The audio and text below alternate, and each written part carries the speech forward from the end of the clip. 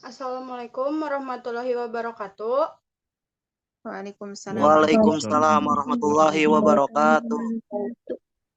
Perkenalkan, nama saya Lutfia Nurul Aini dari kelompok 3. Di sini saya sebagai moderator dari kelompok 3. Selanjutnya, next. Kami akan membahas konsep dasar bimbingan konseling perkembangan 2. Di kelompok ini kami beranggotakan 14 mahasiswa. Yang pertama ada Asita Nurul Inayah, yang kedua ada Bunga Nurul Aulia, yang ketiga ada Ei Suparwati, yang keempat ada Hilda, yang kelima ada Indira, yang keenam ada saya sendiri, yang ketujuh ada Maudi, yang kedelapan ada Nazwa, yang kesembilan ada Reza, yang ke-10 ada Rika, yang ke-11 ada Salsa, yang ke-12 ada Salwa, yang ke-13 ada Siva, dan yang terakhir ada Zahiran. Langsung ke materi ya. Materi pertama, latar belakang, akan disampaikan langsung sama aku.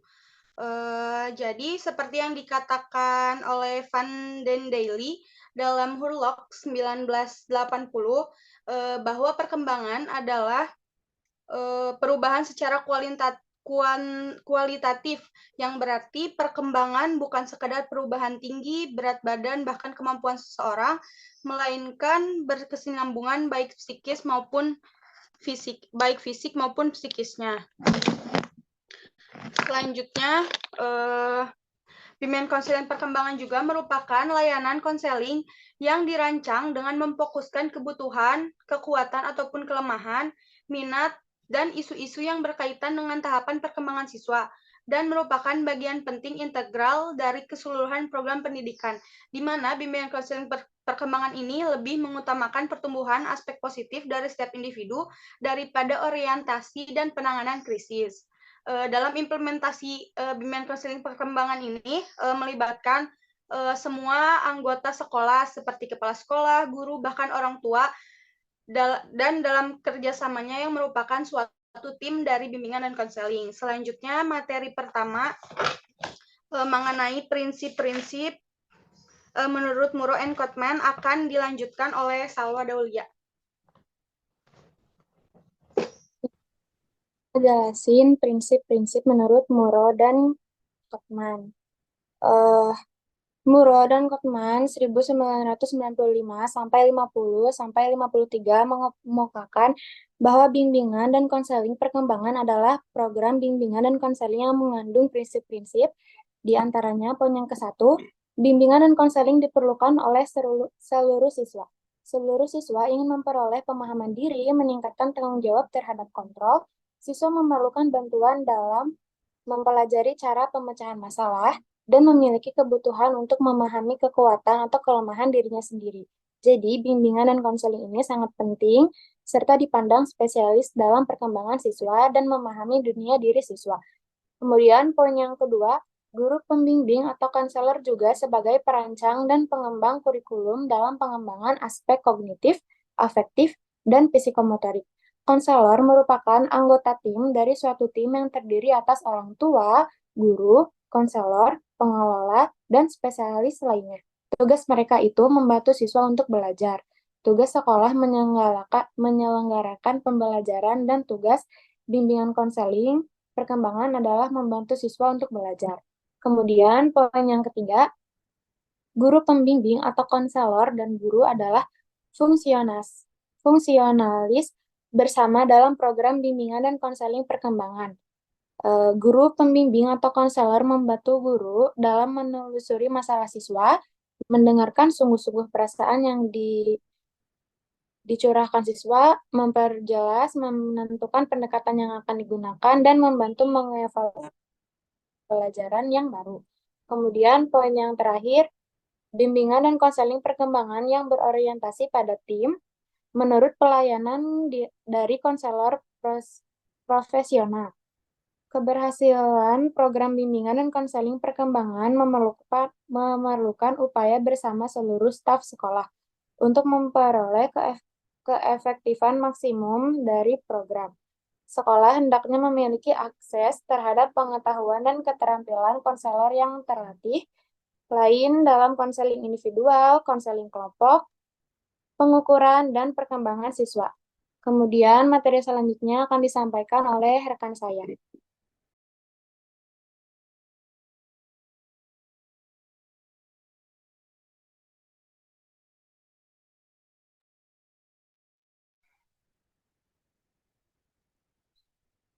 Yang selanjutnya,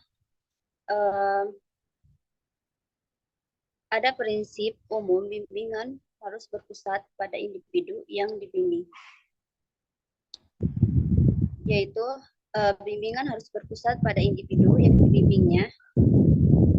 Kemudian bimbingan diarahkan kepada memberikan bantuan agar individu yang dibimbing mampu mengarahkan dirinya dan mampu menghadapi kesulitan-kesulitan dalam hidupnya. Pemberian bantuan yang disesuaikan dengan individu yang dibimbing, kemudian bimbingan juga berkenaan dengan sikap dan tingkah laku individu. Pelaksanaan bimbingan dan konseling dimulai dengan mengidentifikasi kebutuhan yang dirasakan oleh individu yang dibimbing. Upaya pemberian bantuan harus dilakukan dengan fleksibel atau tidak kaku. Kemudian pelaksanaan tersebut, bimbingan dan konseling dimulai dengan mengidentifikasikan kebutuhan yang dirasakan oleh individu yang dibimbing.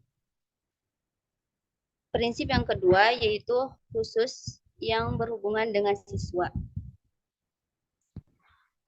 Yang pertama yaitu ada pelayanan bimbingan dan konseling harus diberikan kepada seluruh siswa. Kemudian harus ada kriteria untuk mengatur prioritas pelayanan bimbingan dan konseling kepada individu atau siswa.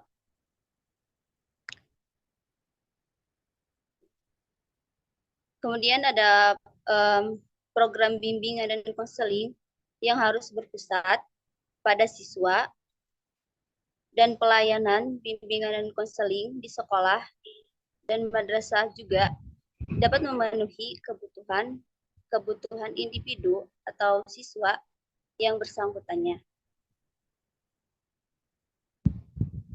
Kemudian yang ketiga, prinsip yang berhubungan dengan organisasi. Adapun prinsip organisasi ini mempunyai tujuan yang jelas, yaitu organisasi yang dibentuk harus tujuan yang ingin dicapai, misalkan organisasi pelayanan bimbingan konseling, terus mempunyai tujuan dalam memberikan pelayanan bimbingan dan khususnya kepada siswa. Kemudian ada prinsip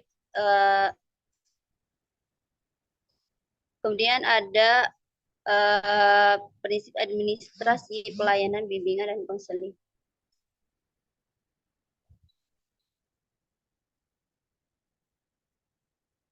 Kegiatan administrasi bimbingan dan konseling ini yaitu pelaksanaan dan tindak lanjut asesmen kebutuhan, penyusunan dan pelaporan program kerja, evaluasi program bimbingan dan konseling, pelaksanaan administrasi dan manajemen bimbingan dan konseling. Kemudian prinsip yang terakhir yaitu berkenaan dengan masalah individu, di mana yang menyangkut pengaruh kondisi mental maupun fisik individu terhadap penyesuaian pengaruh yang berpengaruh terhadap lingkungan, baik di rumah, sekolah, dan masyarakat. Dan bisa ditimbulnya masalah yang ada pada individu karena adanya kesenjangan sosial, ekonomi, dan budaya. Materi selanjutnya akan dijelaskan oleh teman saya. Selanjutnya, Di sini saya akan menjelaskan prinsip-prinsip menurut Uman Suherman 2007 24-25. Bimbingan dan konseling perkembangan diartikan sebagai sebuah program yang mengandung prinsip-prinsip sebagai berikut. Yang pertama ada bimbingan dan konseling dibutuhkan oleh semua peserta didik. Yang kedua ada bimbingan dan konseling mempunyai fokus pada kegiatan belajar peserta didik. Yang ketiga ada dalam program bimbingan dan konseling perkembangan, konselor dan guru merupakan fungsionalis yang bekerja sama. Yang keempat, ada kurikulum yang terorganisir dan terencana merupakan bagian vital dari bimbingan perkembangan. Yang kelima, ada bimbingan dan konseling perkembangan peduli kepada penerimaan diri, pemahaman diri, dan peningkatan diri. Yang keenam, ada bimbingan dan konseling perkembangan memfokuskan pada proses mendorong perkembangan peserta didik. Yang ketujuh, ada bimbingan dan konseling perkembangan lebih berorientasi kepada perkembangan yang terarah daripada tujuan yang definitif. Adapun selanjutnya yang ketujuh itu ada bimbingan dan konseling perkembangan berorientasi tim dan masyarakat pelayanan dari konselor profesional yang terpilih. Yang kedelapan ada bimbingan dan konseling perkembangan peduli pada kebutuhan khusus peserta didik.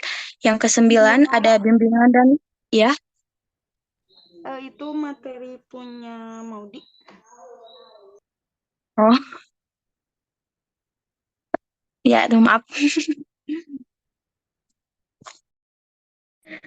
Baik, di sini saya akan menjelaskan yang ke-8, yaitu bimbingan dan konseling perkembangan berorientasi tim dan mensyaratkan pelayanan dari konselor profesional yang terlatih. Yang ke-9, bimbingan dan konseling perkembangan peduli pada kebutuhan khusus peserta didik. Yang ke-10, bimbingan dan konseling perkembangan berkenaan dengan psikologi terapan. Nah, apa sih psikologi terapan itu?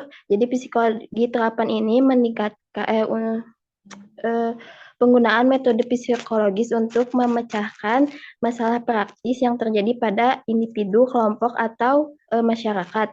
Jadi psikologi terapan ini untuk meningkatkan kesejahteraan dan kualitas hidup.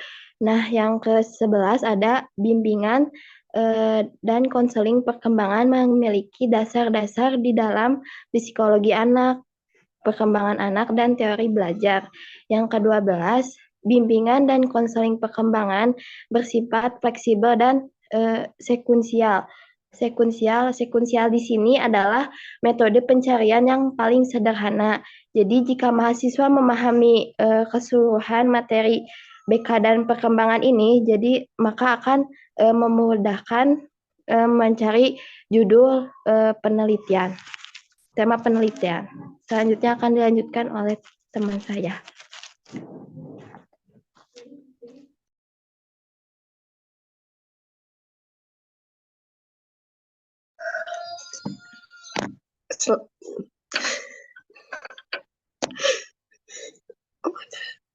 Selanjutnya ada asumsi-asumsi dasar BK perkembangan. Bimbingan dan konseling merupakan suatu ilmu berusaha memfasilitasi pertumbuhan dan perkembangan manusia. Menurut Hebner, Wompold, dan Kiplingham 2008, suatu profesi yang bertujuan untuk memfasilitasi pertumbuhan dan perubahan positif pada individu harus didasarkan pada pengetahuan yang ada pada sebuah realitas, di luar keyakinan pribadi penyandang profesi dan prasangka.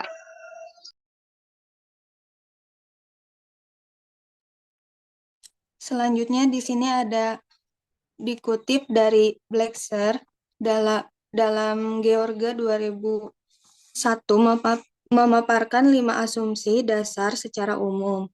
Dibedakan menjadi 5 asumsi psikoterapi. Ialah sebagai berikut. Yang pertama ada dalam konseling,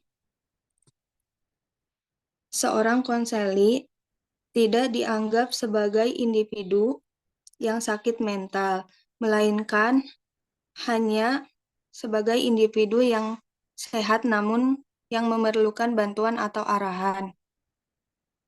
Yang kedua ada konseling berfokus pada perbaiki diri sekarang guna untuk masa depan.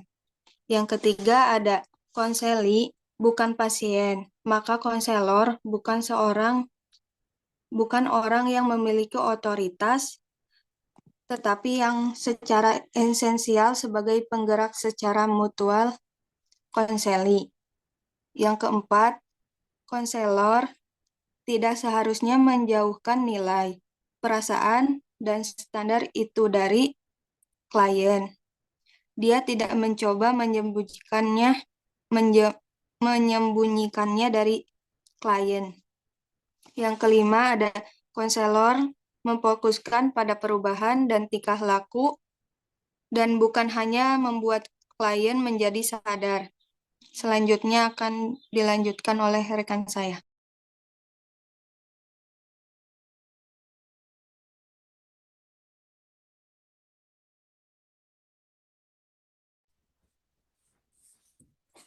Selanjutnya, saya akan menjelaskan tentang pendekatan bimbingan dan konseling perkembangan. Pendekatan bimbingan dan konseling perkembangan atau komprehensif didasarkan pada upaya mencapai tugas perkembangan, pengembangan potensi, dan penyelesaian masalah anak didik. Ini berarti pendekatan ini juga mengacu pada standar kompetensi yang harus dicapai oleh anak didik. Program layanan bimbingan dan konseling komprehensif memiliki keunggulan dibandingkan dengan pendekatan lama, termasuk sifat sistemik yang lebih terstruktur. Hal ini tercermin dalam beberapa aspek seperti penilaian kebutuhan awal, cakupan layanan yang menyeluruh, kolaborasi antar staf dan profesi, serta evaluasi yang komprehensif meliputi kinerja konselor, program, dan hasilnya. Nah, pendekatan ini juga mengacu pada standar kompetensi yang harus dicapai oleh anak didik. Di antaranya yaitu, next.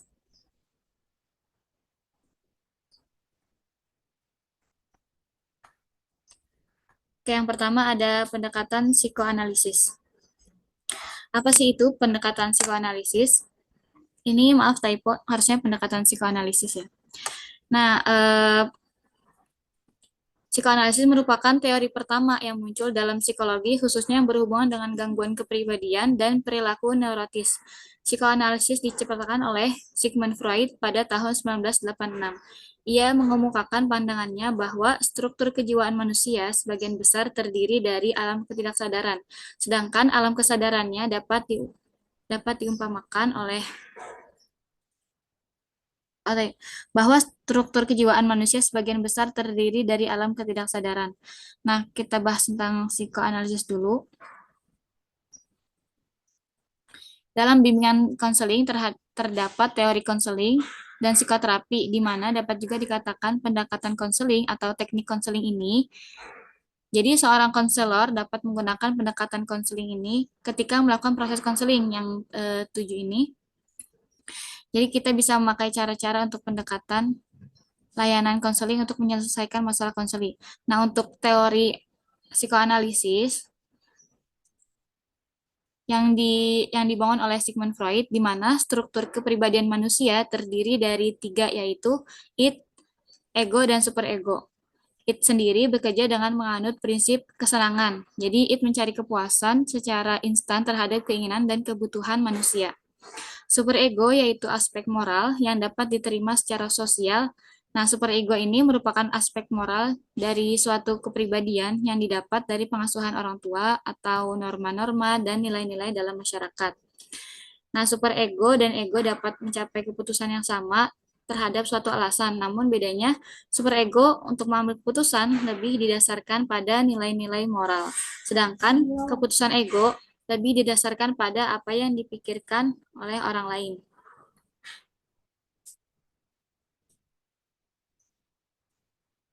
Oke.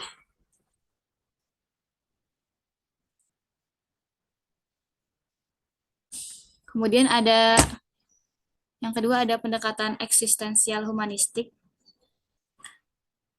Pendekatan eksistensial Humanistik ini berbicara tentang ontologi sifat dasar manusia atau hakikat keberadaan asumsi bahwa manusia adalah makhluk yang memiliki kebebasan, karena ia dapat bertanggung jawab atas kebebasannya, atas pencarian makna hidup atau pilihannya.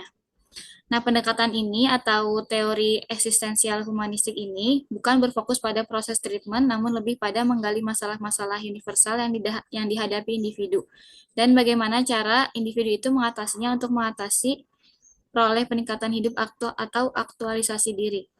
Dalam memakai pendekatan ini, konselor dapat membantu klien untuk mengubah kehidupannya agar lebih bermakna.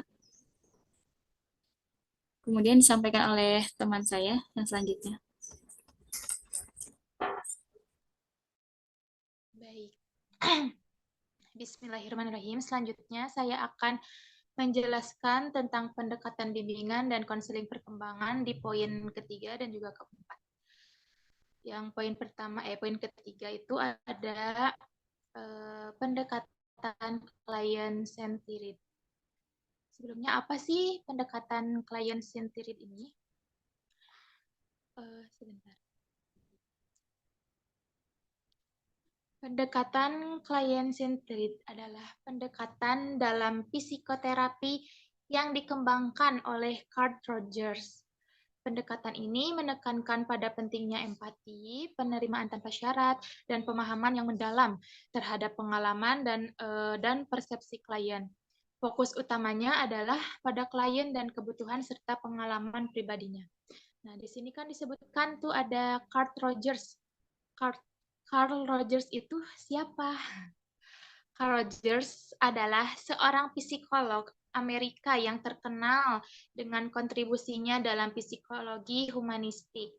Dia adalah salah satu tokoh utama dalam pengembangan pendekatan terapi yang dikenal sebagai client-centered therapy atau terapi berpusat pada klien. Nah, yuk. Lanjut ya. Siap? Siap, sudah? Oke, teman-teman, dilanjut ya. Tadi tuh aku lagi menerangkan siapa itu Carl Rogers. Jadi, Carl Rogers itu adalah seorang psikolog Amerika yang sangat terkenal gitu ya dengan kontribusinya dalam psikologi humanistik. Dia adalah salah satu tokoh utama dalam pengembangan pendekatan terapi yang dikenal sebagai client-centered therapy atau terapi berpusat pada klien. Nah, pendekatan ini menekankan pentingnya empati, penerimaan tanpa syarat, dan pemahaman yang mendalam terhadap pengalaman dan persepsi klien. Nah, Rogers juga merupakan pendukung kuat pendidikan yang berpusat pada siswa yang menekankan kepercayaan pada kemampuan alami siswa untuk belajar dan tumbuh gitu. Karya-karya Rogers seperti buku On Becoming a Person telah memberikan kontribusi yang signifikan terhadap pemahaman kita tentang perkembangan pribadi dan juga psikoterapi. Lalu Carl Rogers itu juga mengembangkan client-centered tadi untuk diaplikasikan kepada kelompok, keluarga, masyarakat, dan terlebih kepada individu. Dan pendekatan ini juga dikembangkan atas anggapannya mengenai keterbatasan dan psikoanalisis.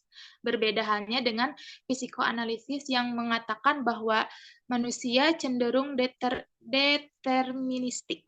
Rogers menyatakan bahwa manusia adalah pribadi-pribadi yang memiliki potensi untuk memecahkan masalahnya sendiri. Seperti itu untuk yang materi pendekatan client-centered. Selanjutnya ada di poin 4 yaitu pendekatan Gestalt.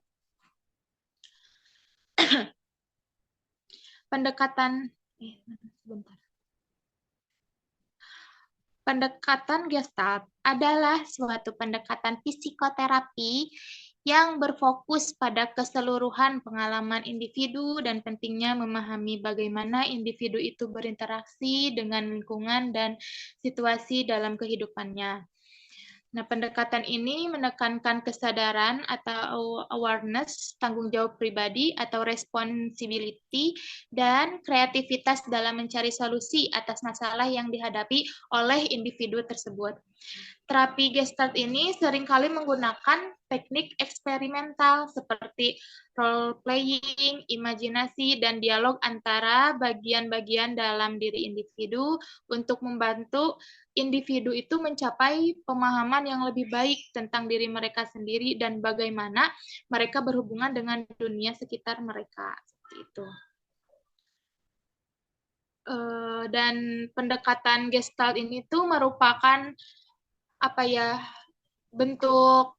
bentuk terapi perpaduan antara eksistensial humanistis dan fenomenologi, sehingga memfokuskan diri pada pengalaman klien here and now dan memadukannya dengan bagian-bagian kepribadian yang terpecah di masa lalu, gitu. Dan menurut pandangan Gestalt, untuk mengetahui sesuatu hal, kita harus melihatnya secara keseluruhan. Karena bila hanya melihat pada bagian tertentu saja, kita tuh akan kehilangan karakteristik penting lainnya gitu. Hal ini juga berlaku pada tingkah laku manusia. Untuk menjadi pribadi yang sehat, individu tuh harus merasakan dan menerima pengalamannya secara keseluruhan tanpa tanpa berusaha menghilangkan bagian-bagian tertentu. Ini tuh dilakukan untuk mencapai keseimbangan. Tetapi pada individu yang tidak sehat sehingga mengalami ketidakseimbangan, maka akan muncul ketakutan dan ketegangan sehingga melakukan reaksi penghindaran dan menyadarinya secara nyata. Seperti itu. Baik, materi selanjutnya akan dijelaskan oleh rekan saya. Terima kasih.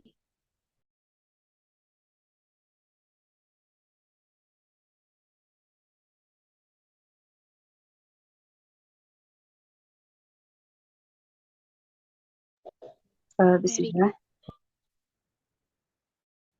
Ini Rika bakal menjelaskan tentang pendekatan behavioristik. Jadi pendekatan behavioristik ini kan menitik beratkan pada perubahan perilaku teman-teman. Jadi kayak intinya pendekatan behavioristik ini perilaku yang tampak setelah proses yang kita lakukan untuk untuk mengubah perilaku peserta didik gitu. Intinya ya perilaku dari kurang baik menjadi lebih baik lagi gitu.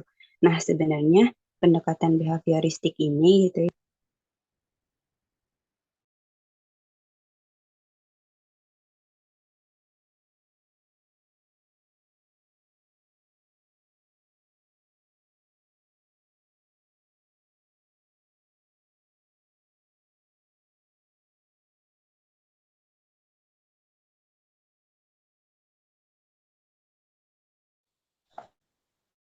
jadi pendekatan behavioristik ini intinya untuk mencapai perubahan perilaku pada peserta didik gitu. Contohnya mungkin dari perilaku kurang baik menjadi lebih baik lagi gitu. Nah, sebenarnya pendekatan behavioristik ini ada beberapa metode gitu. Di antaranya kayak emotional learning. Nah, emotional learning ini salah satu dari metode pendekatan behavioristik juga gitu, yang dimana kita bisa melakukan pendekatan melalui terapi bermain gitu. Contohnya mungkin ya kayak kalau misalnya di dalam suatu daerah kasus perayaannya lagi tinggi banget nih. Nah, kita kalau misalnya punya kesempatan gitu, yang menjadikan maksudnya menjadikan si anak-anak yang ada di daerah tersebut tuh jadi anak broken home gitu. Nah, kalau misalnya kita punya kesempatan untuk terjun langsung gitu untuk menangani anak-anak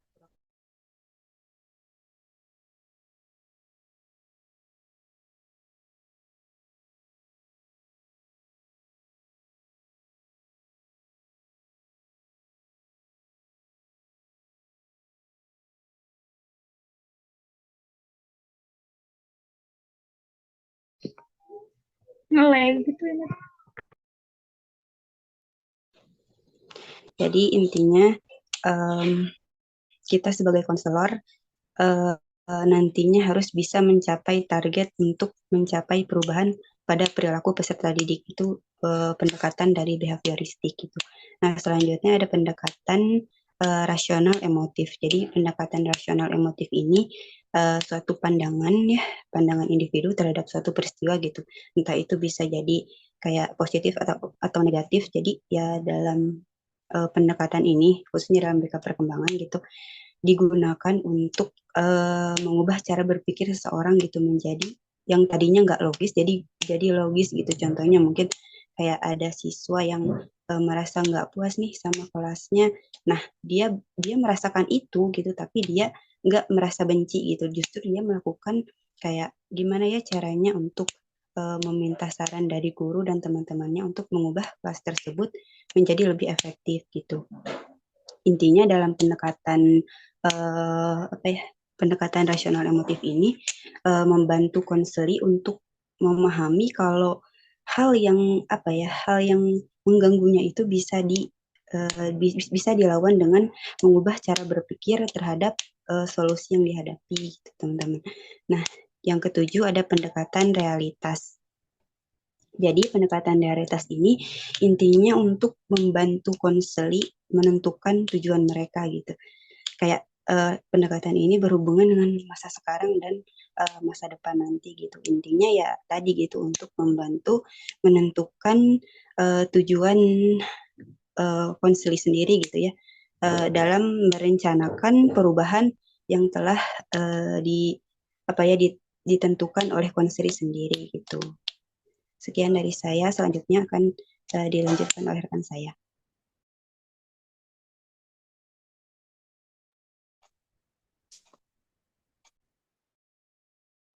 Slide selanjutnya.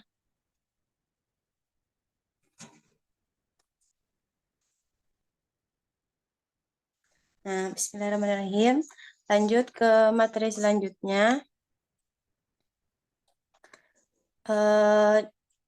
Nur Ihsan 2010-21 lihat bahwa aspek ragam pendekatan bimbingan dibedakan atas 4 macam, yaitu yang pertama ada pendekatan krisis. Pendekatan krisis disebut juga pendekatan kuratif, merupakan upaya bimbingan yang diarahkan kepada individu yang mengalami krisis atau masalah. Bimbingan ini bertujuan mengatasi krisis atau masalah yang dialami individu. Dalam pendekatan krisis, pembimbing menunggu individu yang datang. Selanjutnya, pembimbing baru membantu individu untuk menyelesaikan masalahnya. Yang kedua yaitu ada pendekatan remedial. Pendekatan remedial merupakan pendekatan bimbingan yang diarahkan kepada individu yang mengalami kelemahan atau kekurangan. Nah, tujuan bimbingan ini yaitu pembimbing membantu individu untuk memperbaiki kelemahan atau kekurangan. Terus yang ketiga ada pendekatan preventif. Pendekatan preventif merupakan pendekatan yang diarahkan pada antisipasi masalah-masalah umum individu, mencegah jangan sampai masalah tersebut menimpa individu.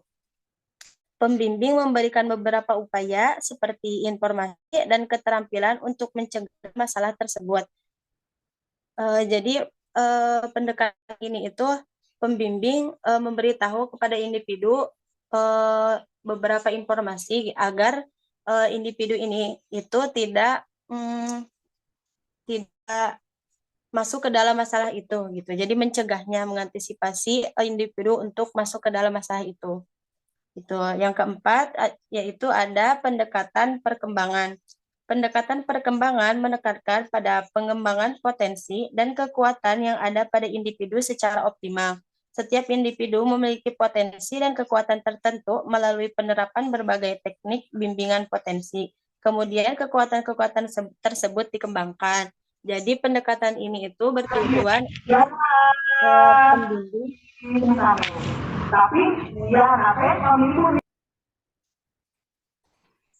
Jadi pembimbing itu bertujuan untuk membantu individu mengembangkan potensinya. Baik, materi selanjutnya akan disampaikan oleh rekan saya.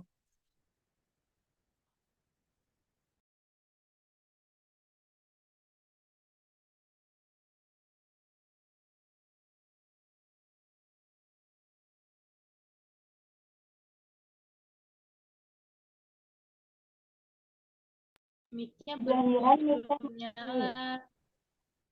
Mic-nya Maaf. Baik, di sini saya akan melanjutkan materi selanjutnya, yaitu bidang bimbingan dan konseling perkembangan. Menurut Undang Ertiati Suhesti, dalam buku Bagaimana Konselor Sekolah Bersikap, terdapat 6 bimbingan konseling perkembangan. Yang pertama ada bidang pengembangan pribadi. Bidang pengembangan pribadi ini yaitu ditunjukkan untuk membantu individu mengatasi kesulitan pemahaman terhadap dirinya sendiri dan membantu mengatasi kesulitan, misalnya kesulitan dalam menggali potensi dirinya atau mengembangkan minat dan bakatnya. Kemudian yang kedua ada bidang pengembangan sosial. Bidang pengembangan sosial ini yaitu berkaitan erat dengan bagaimana suatu individu berhubungan dengan lingkungannya sendiri atau lingkungan sekitarnya. Melalui hubungan sosial yang dihadapi individu, misalnya pergaulan antar sesama teman atau pergaulan antar lawan jenisnya.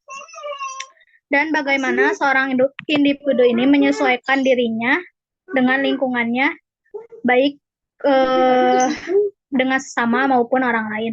Kemudian yang ketiga ada bidang pengembangan belajar. Bidang belajar mencakup permasalahan yang berkaitan dengan kesulitan belajar seorang individu. Misalnya tidak atau kurang berkonsentrasi dalam belajar, susah mengatur waktu belajar, susah memanage waktu, dan mengetahui dan tidak tahu bagaimana cara belajar yang efektif itu. Kemudian yang keempat ada bidang pengembangan karir. Bidang pengembangan karir ini berkaitan dengan pemahaman individu terhadap dirinya, misalnya mencari pekerjaan atau penyesuaian pekerjaan yang sesuai dengan potensi dirinya. Oleh karena itu, dengan adanya upaya pengembangan karir ini, diharapkan individu dapat menentukan keputusan dan bertanggung jawab atas dirinya sendiri. Kemudian yang kelima ada bidang pengembangan kehidupan berkeluarga, yaitu bimbingan keluarga yang dimaksudkan ini untuk membantu individu dalam mencari serta mendapatkan keputusan yang berkenaan dengan perencanaan seperti hubungan perkawinan dalam kehidupannya. Kemudian yang terakhir ada bidang pengembangan kehidupan beragama. Maksudnya membantu individu dalam menetapkan dirinya berkaitan dengan keberagamaannya serta kerohaniannya dan bagaimana agama yang dianutnya. Baik, materi selanjutnya akan disampaikan oleh rekan saya.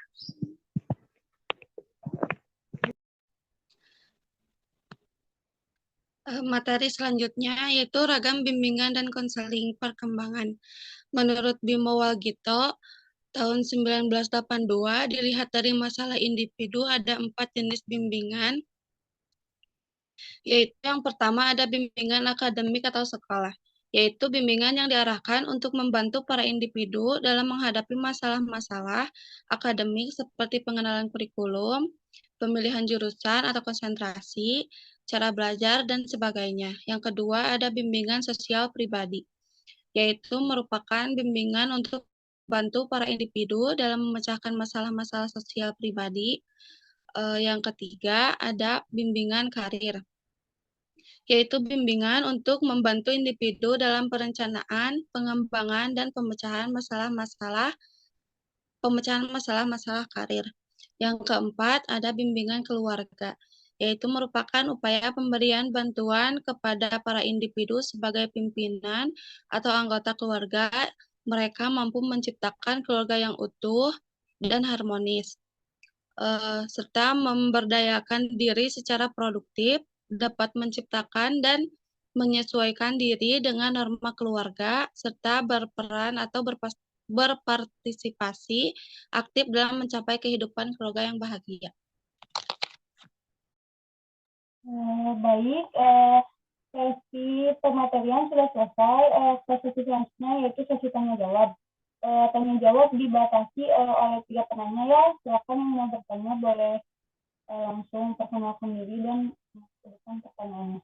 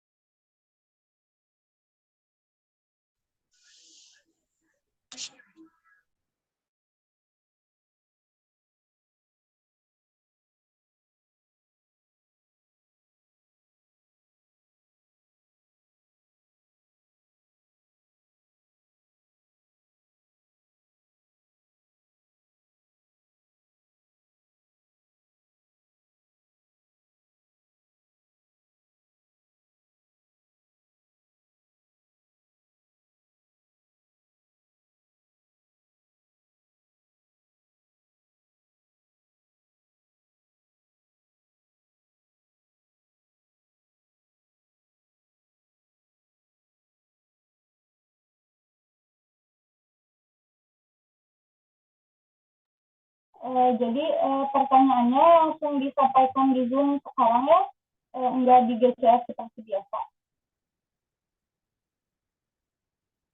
Boleh 3 pertanyaan dari teman-teman partisipan.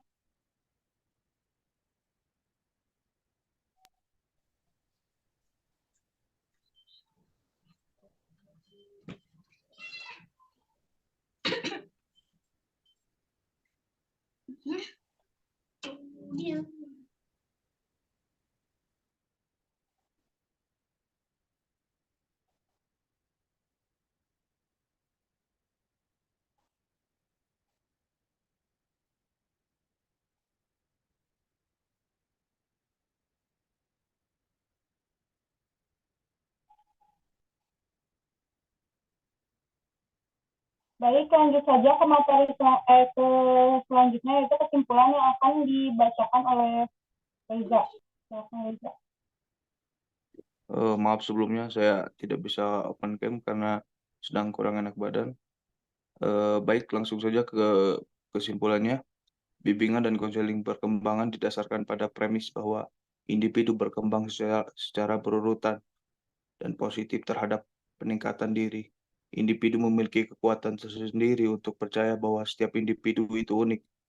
Oleh karena itu, bimbingan dan konseling perkembangan memberikan bantuan yang dirancang dengan memfokuskan pada kebutuhan, kekuatan, minat, dan isu-isu yang berkaitan dengan tahapan perkembangan anak, dan merupakan bagian terpenting dan integral dari keseluruhan program pendidikan. Bimbingan dan konseling perkembangan diperlukan karena manusia dari waktu ke waktu terus berkembang. Begitu pula dengan bimbingan dan konseling harus terus berkembang, baik dalam programnya maupun dalam layanannya. Baik. Baik, terima kasih. Demikian pemaparan materi dari kelompok 3. Sekian dari kelompok kami. Wassalamualaikum warahmatullahi wabarakatuh. Jangan dulu lift ya, mau aku screenshot siapa aja yang hadir.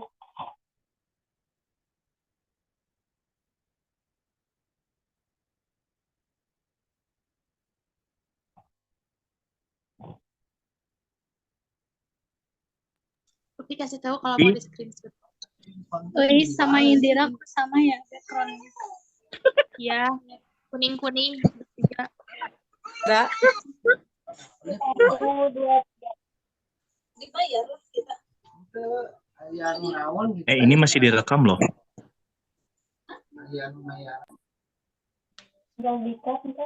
Dimatiin aja rekamannya. Dimatiin aja rekamannya kalau udah beres mah.